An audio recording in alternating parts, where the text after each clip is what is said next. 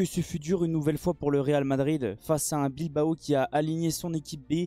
C'était très compliqué collectivement, mais heureusement, les individualités ont encore parlé. Salut à tous ces frérots, j'espère que vous allez bien et que tout se passe pour le mieux de votre côté. On se retrouve aujourd'hui pour une nouvelle vidéo. Je vais vous débriefer le match Real Madrid-Athletic Bilbao.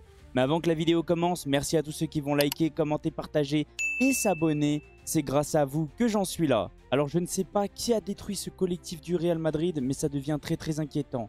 En fait, les années passées, ce que je me suis dit, c'est que même si oui, collectivement, c'était très compliqué, les individualités arrivaient à parler, les individualités arrivaient à faire mal aux adversaires. Là, le souci, c'est que j'ai l'impression que Bellingham est complètement cuit, il est complètement carbonisé, il n'en pouvait plus au bout de la 30e minute.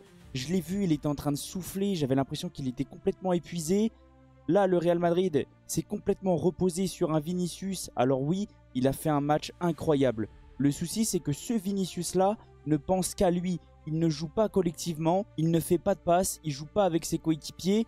Ça fait aussi quelques matchs que je ne vois plus Rodrigo. Rodrigo est invisible, je ne sais pas ce qui lui arrive. Et je pense que l'arrivée de Mbappé a fait très mal à ce Real Madrid-là. Ils ont perdu un joueur comme Toni Kroos, qui arrivait à organiser le jeu, qui arrivait à dicter le tempo, qui arrivait à faire jouer ses coéquipiers. Et ils l'ont remplacé par un joueur comme Mbappé, un joueur de classe mondiale. On l'a déjà vu avec le Paris Saint-Germain. Aligner des stars, ça ne sert absolument à rien si tu n'as pas de collectif. Et si tu n'as pas de joueurs au milieu qui sont capables de faire jouer ces stars-là. Et le souci, quand tu alignes trop de stars, il n'y a pas de repli défensif. Et là, on l'a vu aujourd'hui, Vinicius, Bellingham, Rodrigo, l'équipe était complètement coupée en deux. À chaque repli défensif, je voyais juste les défenseurs et les milieux qui étaient en train de défendre et les trois autres étaient en train de marcher. Alors, je ne sais pas si ça va faire du bien la potentielle, la probable arrivée de Xabi Alonso, mais j'espère sincèrement qu'il va réussir à remettre un collectif. Il va falloir absolument que le Real Madrid recrute pendant le mercato estival. Pour moi, il y a des manques au niveau des latéraux, au niveau du milieu. Il va falloir pallier le départ de Toni Kroos, le départ de Modric qui va probablement prendre sa retraite. Et selon moi, il faut un numéro 9. Il manque un numéro 9 dans cette équipe du Real Madrid. Chaque centre, chaque ballon dans la surface, il n'y a personne. Les défenseurs sont tranquilles. Bah oui, parce qu'il n'y a pas de pur numéro 9 pour pouvoir venir mettre la tête ou pour pouvoir couper les centres. Maintenant, on va pouvoir se concentrer sur le match comme d'habitude. Et comme on peut le voir, l'Athletic Bilbao a littéralement refusé le jeu. L'Athletic Bilbao, ils ont aligné l'équipe B. C'était très compliqué dans le jeu. À part contrer et à part mettre de l'impact, ils ont absolument rien fait. C'est compréhensible. Ils sont encore qualifiés en Ligue Europa. Ils font tourner leur effectif. Et ils sont plutôt bien pour la qualification en Ligue des Champions. Mais on peut le voir. Oui, le Real a eu le contrôle du jeu. Oui, le Real a joué au ballon. Oui, le Real a essayé de se créer des occasions. Mais le Real s'est procuré très peu de grosses occasions en première période. 0,16 de XG, c'est très peu. Que ça soit d'un côté comme de l'autre, en première période, on s'est littéralement ennuyé. Je me suis endormi, je me suis dit waouh, le match il est ultra sec. Que ça soit d'un côté comme de l'autre. L'Athletic Bilbao, c'est quand même compréhensible parce que c'est l'équipe B. Et encore, sincèrement, t'es quatrième de Liga, tu dois faire mieux que ça. Mais par contre, le Real, waouh, c'est pourtant l'équipe type. Il y a juste Mbappé qui n'est pas là et puis les blessures de longue date. Mais sincèrement, en première période, c'était très nul. En seconde, c'était clairement mieux. Là, on a vu que c'était un Real qui avait envie d'aller chercher les 3 points. Ils ont fait mal à Bilbao défensivement. Ils se sont procurés quand même pas mal de grosses occasions. Il y a eu beaucoup de frappes. Il y a eu beaucoup de très grosses occasions. Mais une nouvelle fois, c'est les individualités qui ont parlé. La reprise de volée de Valverde. Waouh! Une nouvelle fois, Valverde a mis un banger, les gars. Il a mis un but stratosphérique, une reprise de volée pleine lucarne. Il n'y a absolument rien à dire. Par contre, je sais qu'il y en a beaucoup qui vont me poser la question. Selon toi, est-ce qu'il y a hors-jeu sur le but de Vinicius? Oui, il y a hors-jeu. Parce que le souci, c'est que Hendrick fait action de jeu. Le but de Vinicius a bien fait d'être refusé. Au niveau du classement, le Barça n'a pas perdu hier. Le Barça n'a pas fait match nul. Oui, c'était un match très compliqué face au Celta Vigo. Mais ils ont réussi à faire une remontada. Ils se sont imposés 4-3. Heureusement que le Real Madrid a réussi à s'imposer aujourd'hui parce que sinon, selon moi, la Liga, c'était terminé. Mais le Real est toujours en course. Le Real continue à mettre sa petite pression au FC Barcelone J'ai hâte de voir qu'est-ce que le Classico va donner parce que sincèrement, ça s'annonce très très électrique. On le sait, ils vont se jouer 2 fois, la finale de la Copa et le match retour en Liga à Montjuic. J'ai hâte de voir qu'est-ce que ça va donner, comment le Barça va gérer son calendrier parce que le Barça va jouer la finale de la Copa, le match retour contre le Real Madrid et la double confrontation contre l'Inter de Milan. Avec la blessure de Lewandowski, ça va être très très compliqué, surtout physiquement. On est parti maintenant pour parler de la composition de Carlo Ancelotti et c'est une composition assez différente de d'habitude. C'est la même composition que les années précédentes et j'ai l'impression que cette composition réussit mieux à ce Real Madrid là. J'arrête pas de vous le dire, ça ne sert absolument à rien d'aligner plein de stars. On l'a vu avec le Paris Saint-Germain. Quand tu as trop de stars, déjà au niveau des retours défensifs, c'est très compliqué. Et toutes ces stars-là sont en course pour le Ballon d'Or. Donc ils mettent en premier objectif les stats avant le collectif. Et quand tu fais ça, bah c'est compliqué de gagner des trophées. Et comme tout le monde le sait, Kylian Mbappé était suspendu. Il est toujours suspendu à cause de la faute qu'il a fait contre Alaves. Très violente, c'est compréhensible son carton rouge. Mais j'ai l'impression que c'est clairement mieux. Alors oui, ça j'arrête pas de vous le dire, pour moi, c'est pas la faute d'Mbappé. Il va falloir juste en sacrifier un la saison prochaine. C'est compliqué ce que je dis, je le sais. Mais même si tu fais venir le meilleur coach au monde avec cet effectif-là, je pense pas qu'il y arrivera. Parce qu'avec autant de stars, c'est impossible de bâtir un vrai collectif.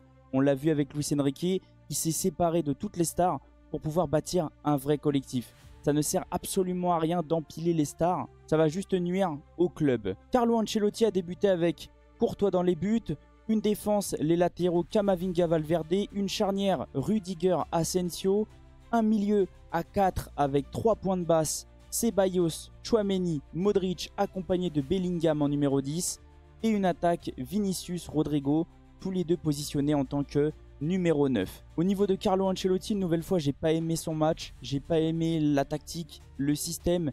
Il s'est une nouvelle fois reposé sur les qualités individuelles de ses joueurs. Donc je lui ai mis 6-5. Concernant Thibaut Courtois, bah, on ne l'a pas vu du match. Je pense qu'il a dormi pendant tout le match, on l'a vu. 0,16 de XG, c'est très très peu. Je crois qu'il a eu à faire une seule grosse parade en seconde période. Au niveau de la défense, les latéraux, bah déjà Camavinga, j'ai beaucoup aimé son match. Il a apporté au niveau de l'impact, au niveau du physique. Là, j'ai senti un vrai Camavinga, pas comme les matchs précédents où c'était très très compliqué dans le jeu. Là, j'avais l'impression qu'il avait envie de jouer vers l'avant. Il avait envie d'emmener son équipe. Et là, oui, c'est le vrai Camavinga, pas le Camavinga qui perd énormément de ballons, qui fait beaucoup de fautes ou qui pète un câble à la fin du match. Une nouvelle fois, Valverde, c'est une nouvelle fois grâce à lui que le Real arrive à s'imposer sur une frappe exceptionnelle, une reprise de volée incroyable dans la lucarne d'Unai Simon. Je lui ai mis 8 sur 10, il est bien sûr buteur. Au niveau de la charnière, bah, je les ai pas trop vus, à part quelques fois quand Bilbao a essayé de contrer. Mais sinon, à part ça, très compliqué. Donc Rudiger, je lui ai mis 6-5 et Asensio 7. Au niveau du milieu, j'ai beaucoup aimé le match de Modric. Une nouvelle fois très disponible, les gars, 40 ans. Il est encore présent, mais va falloir qu'il parte. Va falloir qu'il prenne sa retraite parce que ça devient très compliqué pour lui de tenir un match complet. Tchouaméni, très compliqué son match. Il a perdu quand même quelques ballons. À la fin, il a fait une faute. Les 2 pieds décollés. Sincèrement, heureusement qu'il ne touche pas le joueur parce que sinon c'est rouge. Ceballos, je ne l'ai pas vu du match, donc je lui ai mis 6. Au niveau de l'attaque, pour moi, le seul qui a réussi à être au-dessus des autres, c'est Vinicius. Parce que Bellingham, j'avais l'impression qu'il était complètement cuit. N'hésitez pas à me reprendre dans les commentaires, mais ça, c'est pas de sa faute. C'est la faute de Carlo Ancelotti qui n'a pas voulu faire tourner son effectif pendant toute la saison. Et ouais, c'est comme ça. Quand tu fais pas tourner ton effectif et que tu mets tout le temps la même compo, et bah tes joueurs à la fin de la saison, ils sont complètement carbonisés. En plus, avec le nombre de matchs incalculables qu'il y a dans une saison, tu dois faire tourner ton effectif. Des joueurs comme Hendrick, Arda Güler, Brahim Diaz auraient dû jouer un petit peu plus. Et Bellingham aurait dû être un peu plus sur le banc pour pouvoir souffler. Parce que dans ce genre de match-là, il est complètement cuit. Et je l'ai vu déjà contre Arsenal. Au bout de 20-30 minutes, il est déjà en train de tirer la langue. Alors que normalement, c'est un joueur qui court partout. C'est un joueur qui a envie. Et sincèrement, je ne vais pas parler de son hygiène de vie parce que pour moi, ça a l'air d'être nickel. Moi, je pense que c'est à cause des matchs qu'il enchaîne. Concernant Rodrigo, invisible une nouvelle fois. Depuis quelques matchs, je ne sais pas où il est passé. Je ne sais pas si c'est son jumeau ou autre. Aucune idée, les gars. Il est invisible, Rodrigo. Donc, je lui ai mis 5-5. Et Vinicius, pour moi, j'ai senti qu'il était clairement plus à l'aise que quand il y a Mbappé. Alors oui, il a perdu des ballons, mais j'ai senti qu'il avait envie. J'ai senti qu'il avait envie d'aller chercher les 3 points. Et c'est ce Vinicius-là qu'on a envie de voir. C'est pas le Vinicius qui arrête pas de péter un câble sur les arbitres ou qui crie sur les adversaires ou autre.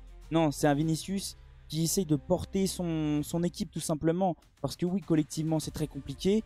Mais il faut se reposer sur ce genre d'individualité-là pour pouvoir s'imposer. Et comme j'arrête pas de vous le dire, je vous sortirai probablement une vidéo, mon mercato parfait pour le Real Madrid. Il y a un sacré chantier.